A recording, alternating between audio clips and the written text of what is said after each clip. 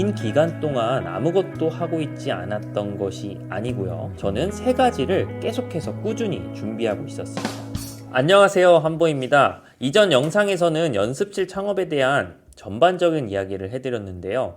이번 영상에서는 제가 실제로 연습실을 창업했던 경험에 대해서 이야기를 해드리려고 합니다. 누군가의 실제 창업 이야기는 어떠한 창업 서적보다 간접 경험으로 도움이 많이 되는데요. 실제로 연습실을 창업하지 않더라도 부업이나 소자본 창업에 관심이 있는 분들이라면 충분히 재밌게 들으실 수 있으니까요. 재밌게 시청해 주시면 감사드리겠습니다. 또한 제가 창업을 했던 것이 정답이라고 생각하기 때문에 여러분들에게 말씀드리는 것은 아닙니다. 제 방법 중에 취하고 싶은 부분은 취하시고 여러분만의 방법으로 업그레이드하여 창업해 보시기 바랍니다. 자, 그럼 이야기를 한번 시작해 보도록 하겠습니다.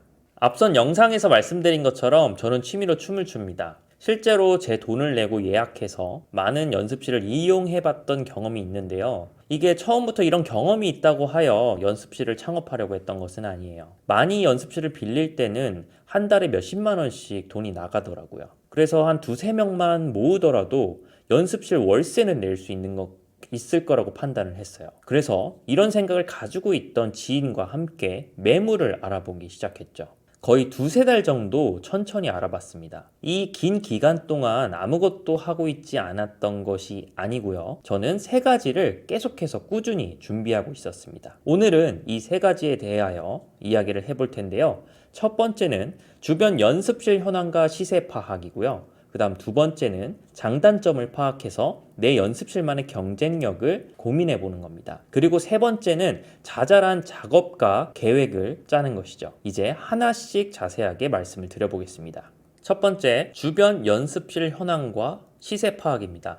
스페이스 클라우드에 들어가셔서 여러분이 창업하고 싶은 지역에 연습실을 검색하시면 정말 많은 연습실이 나옵니다. 엑셀을 켜고 연습실의 이름과 평수, 주소, 홈페이지 링크, 그리고 스케줄 링크까지 모두 적어봤습니다. 그리고 연습실 중에는 개인 홈페이지에 오픈된 스케줄러를 볼 수 있는데요. 이와 같은 경우에는 대관료와 스케줄을 비교해서 예상 한 달 매출을 계산해 볼 수가 있습니다. 이렇게 어느 정도 매출을 계산하면 예상되는 월세와 고정비를 제외할 수 있겠죠. 그렇다면 어느 정도의 예상 수익이 나오는지까지 계산할 수 있습니다. 이런 과정을 거치게 되면 여러분이 창업하실 때 어떤 평수의 창업을 할 때 그리고 어떤 위치의 창업을 할 때 어느 정도의 대관료를 측정해야 되는 것이 유리한지까지 파악해 보실 수가 있습니다. 네, 두 번째, 장단점과 왜 사람들이 다른 곳이 아니라 내 연습실을 와야 될까 고민해 봤습니다. 앞서 엑셀에 연습실 리스트를 모두 적었죠. 그리고 실제로 가봤던 곳도 있었습니다. 그래서 장단점을 모두 다 나열을 해봤어요. 제가 실제로 창업을 하고 싶어하는 그 지역에는 관리가 깨끗하게 되고 있던 연습실이 생각보다 적었습니다.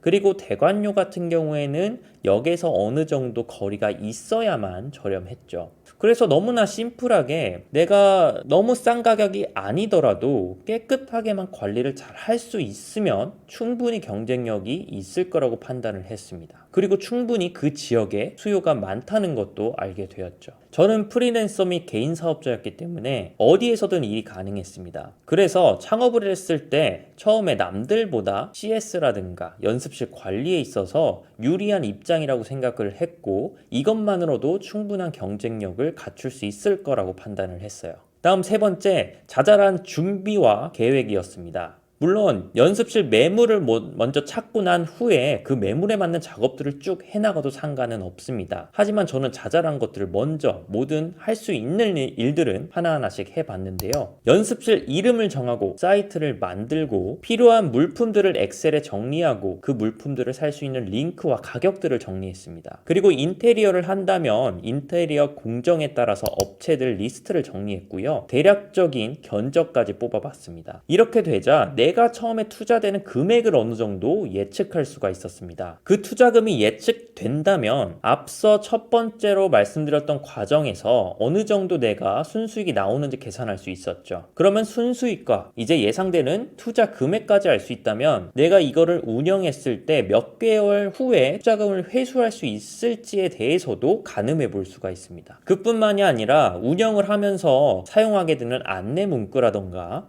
또 매물을 구한 후에는 어떤 순서로 작업을 할지까지 정해 놓았습니다. 네, 굳이 이렇게까지 준비를 다 해 놓아야 될까요? 물론 꼭 그러지 않아도 상관은 없습니다만 이렇게 함으로써 장점이 크게 두 가지가 있습니다. 이 두 가지에 대해서 말씀을 드리면요. 첫 번째, 보다 자신감 있게 창업할 수가 있습니다. 너무 뻔한 이야기지만 처음 창업을 하시는 분들은 창업을 하시면서 매우 불안해 하십니다. 그러다 보면 마음고생으로 인해서 본업에 지장이 미치는 경우도 있는데요. 이것 또한 모두 비용입니다. 이렇게 구체적인 데이터를 측정하고 계산해서 예측 불가능성을 줄일 수만 있다면 여러분들은 본업에 집중하면서도 창업 준비를 하실 수가 있습니다. 그리고 두 번째, 창업에 들어가는 시간을 단축할 수 있습니다. 그 자체만으로도 수익을 극대화한다는 이야기죠. 매물을 구하고 계약을 한 다음 건물주마다 다르지만 공사를 할 수 있는 렌탈 프리 기간을 줍니다. 짧게는 2주에서 많게는 길게는 2달까지 주는데요. 여러분들의 계획을 잘 짜셔서 공사를 빠르게 마친 후에 렌탈 프리 기간 안에 영업을 시작할 수 있다면 월세를 내지 않고도 수익을 낼 수 있다는 것이죠. 반대로 여러분이 충분한 준비를 하지 않은 상태에서 렌탈 프리 기간 이후에도 공사를 하게 된다면 월세만 내면서 수익은 내지 못하는 겁니다. 이렇게 창업에 들어가는 시간을 단축하는 것만으로도 여러분들은 수익을 극대화할 수 있습니다. 저는 이렇게 세 가지 작업을 하던 중에 제가 원하는 매물을 찾게 됩니다. 매물이 나온 지 하루 이틀 만에 보고 계약을 했어요. 그렇게 할 수 있었던 이유는 이 매물이 주변 매물에 비해 어떤 장점과 단점이 있는지 확연히 보였기 때문입니다. 2달에서 3달이란 기간 동안 정말 많은 매물을 계속해서 보고 있었기 때문에 그 장단점이 확연하게 보였어요. 매물이 좋다는 것은 주변 상권과 매물을 비교해야만 알 수 있습니다. 때문에 여러분도 뭔가 창업을 하실 때 매물을 구하실 때는 그 지역에 대해서 충분히 아셔야 되고요. 모르시는 경우에는 어느 정도 기간을 두고 천천히 매물을 비교하시면서 보시는 것을 추천드립니다. 다시 돌아와서 제가 찾은 매물의 장단점은 이랬습니다. 장점은 첫 번째, 메인 상권은 아니었지만 역에서 꽤나 가까웠어요. 그래서 접근성이 좋았고요. 두 번째는 기둥이 없었기 때문에 어느 정도 직사각형 구조를 가지고 있어 연습실로 매우 용도가 적합했습니다. 그리고 세 번째, 노출 천장으로 천고가 3m가 좀 넘었어요. 지하였지만 꽤나 쾌적한 공간이었죠. 그리고 네 번째, 화장실도 내부에 있었기 때문에 편리성이 좋았습니다. 그리고 다섯 번째, 원래 스튜디오였어요. 그래서 레일 조명과 냉난방기가 이미 달려 있었습니다. 비용을 아낄 수 있었다는 장점이 있었습니다. 이렇게 5가지 장점이 있었음에도 불구하고 2가지 단점이 있었는데요.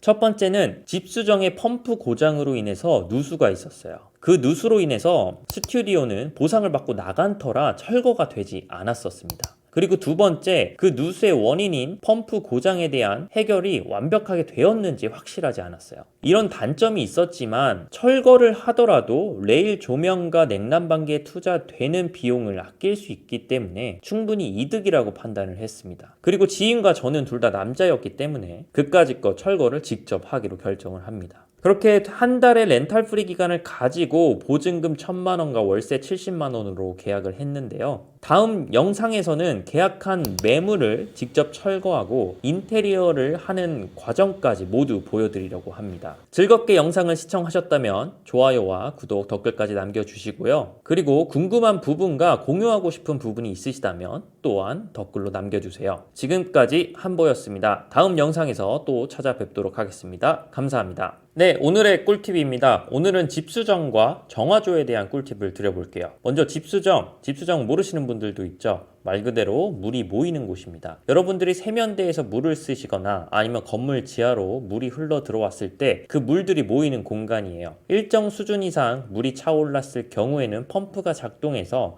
건물 외부로 물을 보내게 됩니다. 정화조도 마찬가지입니다. 오폐수가 모이는 공간이에요. 오폐수 또한 어느 정도 수준 이상 차오르면 펌프가 작동해서 바깥으로 내보내게 됩니다. 매물을 보실 때 집수정과 정화조의 위치 그리고 상태, 펌프 상태까지 모두 파악해 보시는 것이 좋습니다. 그 이유는 정화조와 집수정 옆에 누수가 있는 경우가 많아요. 그래서 그 주변을 샅샅이 파악해 보시는 것이 나중에 미처 발견되지 못한 누수로 인해서 피해를 보는 경우를 방지할 수 있습니다. 그리고 두 번째, 집수정과 정화조의 펌프 상태도 확인을 해보세요. 펌프가 만약에 고장이 나게 되면 물이 넘치게 됩니다. 그럴 경우에는 연습실의 시설이 크게 망가지는 경우가 생깁니다.